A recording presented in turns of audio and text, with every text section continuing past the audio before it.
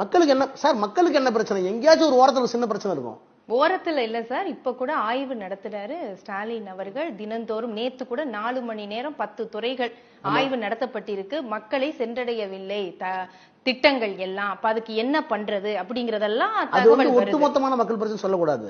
ஒரு சில திட்டங்கள் இன்னும் கீழே போய் சேர்றதுக்கான ஆய்வு அது. நாங்க செய்யற ஆய்வையே எங்களுக்கு எதிரான ஆயுதமா நீங்க பயன்படுத்தக்கூடாது. மக்களுக்கு என்ன டோட்டல் மாசம் தமிழ்நாடு முழுக்க ஒரு இன்செக்யூரிட்டி இருக்கா? இல்ல சாப்பாட்டுக்கு வழி இல்லாம இருக்காங்களா? இல்ல பெரும் பஞ்சம் இருக்கா? சொல்லுங்க. இப்ப லாக்அப் மரணம், கஸ்டடியல் டெத் இருக்குல்ல, அது எப்பவும் நடக்கும். 1 2 எப்பவுமே நடக்கும். ஆக்சிடென்ட் நடக்காதா? கொலையே நடக்காதா? லாக்அப் மரணமே நடக்காதா? நடந்ததே இல்லையா? இல்ல இதெல்லாம் நீங்க போன ஆட்சியில இதே மாதிரி அவங்க பேசும்போது நீங்க எப்படி ரியாக்ட் பண்ணீங்க? அதிமுக ஆட்சியில நடக்கும்போது நீங்க எப்படி ரியாக்ட் பண்ணீங்க? நடக்கும்போது ஒரு முதலமைச்சர் எப்படி ரியாக்ட் பண்ணாரு? நல்ல கேள்வி, அருமையான கேள்வி. அவங்க லாக்அப் மரணத்துல லாக்அப் பண்ண போது எடப்பாடி பழனிசாமி என்ன ரியாக்ட் பண்ணாரு? யார் பாதிக்கப்பட்டாங்களோ அவங்களுக்கே அலைபேசியில போய் சாரிமா நடந்தது தப்பு, நான் இருக்கேன் அப்படின்னு சொன்னாங்களா? 25வது மரணத்திலயா?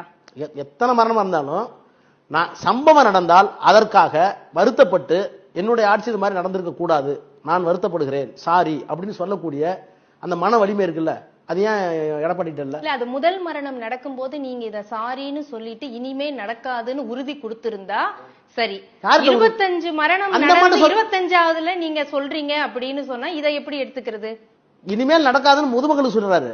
அந்த மட்டும் சொல்ல வேண்டிய அவசியம் இல்ல. நடந்தது அவங்க தனிப்பட்ட குற்றம் நடந்ததுக்காக அவங்கள்ட்ட சாரிங்கிறாரு. இனிமேல் நடக்காமல் பார்த்துக்கொண்டு தான் ரிவ்யூ பண்றோம், இனிமேல் நடக்கக்கூடாதுன்னு நினைக்கிறோம், வெளிப்படையா சிபிஐக்கு வருத்தம் ஒப்படைக்கிறோம். ஒண்ணு வேணாம். அப்போது நடந்த மரணம் அப்ப இருந்த சிஎம் என்ன ரியாக்ட் பண்ணாரு? 1. எத்தனை நாள் கழிச்சு சிபிஐ கொடுத்தீங்க? 2. எத்தனை நாள் கழிச்சு குற்றவாளிகளை அரெஸ்ட் பண்ணீங்க? 2 டேபிள் கொடுங்க. எது நாணயமான அரசுன்னு பாருங்க. குற்றமே, அதாவது ஒரு மாநிலத்திலேயோ ஒரு நாட்டிலேயோ மர்டரே இருக்காது, கொலையே இருக்காது, கொள்ளையே இருக்காது, கற்பழிப்பே இருக்காது, லாக்அப் பண்ணணுமே இருக்காதுன்னு சொல்ல முடியாது. நடக்கும், எங்கேயோ 2 அயோக்கியர்கள் இருப்பார்கள். ஆனால் வருகிற போது ஒரு நாணயமான முதலமைச்சர் எப்படி அதை கையாளுகிறார், அதுலதான் அவருடைய நம்பகத்தன்மை, நேர்மை தெரியும்.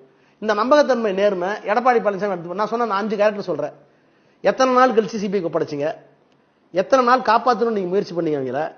எத்தனை நாள் கழிச்சு அவங்க கைது செஞ்சீங்க? கைது செய்யறதுக்கு பிறகு எத்தனை நாள் பிணையில விளையாட்டுக்கு ஏற்பாடு பண்ணீங்க? இதெல்லாம் இங்க கூட்டி கழிங்க, இங்க என்னதுன்னு பாருங்க. அடுத்த சொல்லிட்டு சிபிஐ சொல்லிட்டானே. இல்ல கூட்டி கழிச்சு பாக்குற கணக்கு இல்ல சார். இப்ப அதிமுகல இவ்வளவு தவறுகள் நடந்திருக்குன்னு தானே மக்கள் திமுகவுக்கு ஓட்டு போட்டு வந்தாங்க. ஆமா, மக்கள் நல்லாட்சியை தானே விரும்புறாங்க. நீங்க ஒப்பிட்டு பார்த்து நீங்க பட்டியல் கொடுக்கறதுக்கு இல்லையே. நல்லாட்சி தான் நடக்குது. அதுக்காக திரும்ப திரும்ப சொல்றேன், எல்லாத்தையும் ஒரே நேரத்துல எந்த தப்புமே நடக்கலன்னு சொல்றதுக்கு நீங்க ஒன்னும்